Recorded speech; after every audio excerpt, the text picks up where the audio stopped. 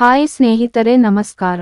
ಸ್ನೇಹಿತರೆ, ಸಶಸ್ತ್ರ police constable, ಸಾಮಾನ್ಯ ಪುರುಷ ಮತ್ತು ಪುರುಷ ತೃತೀಯ ಲಿಂಗ, city armed reserve, district armed reserve 420 ಹುದ್ದೆಗಳ ಭರ್ತಿಗೆ ಸಂಬಂಧಿಸಿದಂತೆ ಇದೀಗ ವೈದ್ಯಕೀಯ ಪರೀಕ್ಷೆಗೆ ಅರ್ಹರಾದ ಅಭ್ಯರ್ಥಿಗಳಿಗೆ ಕರೆ ಪತ್ರ ಬಿಡುಗಡೆ ಮಾಡಿದೆ.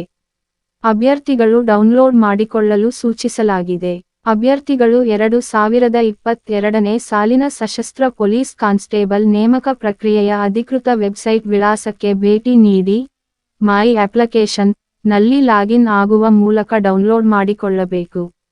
ಅಭ್ಯರ್ಥಿಗಳು ವೈದ್ಯಕೀಯ ಪರೀಕ್ಷೆಗೆ ಹಾಜರಾಗುವಾಗ ತಮ್ಮ ಪ್ರವೇಶ ಪತ್ರದ ಜತೆಗೆ ಲಿಖಿತ ಪರೀಕ್ಷೆ ಬರೆದ ಪ್ರವೇಶ ಪತ್ರ, ಸಹಿಷ್ಣುತೆ ಪರೀಕ್ಷೆ ಹಾಗೂ ದೈಹಿಕ ಸಾಮರ್ಥ್ಯ ಪರೀಕ್ಷೆಗಳ ಅರ್ಹತಾ ದಾಖಲೆ, ಇತರೆ ಸೂಚಿತ ದಾಖಲೆಗಳನ್ನು ತೆಗೆದುಕೊಂಡು ಹಾಜರಾಗಬೇಕು.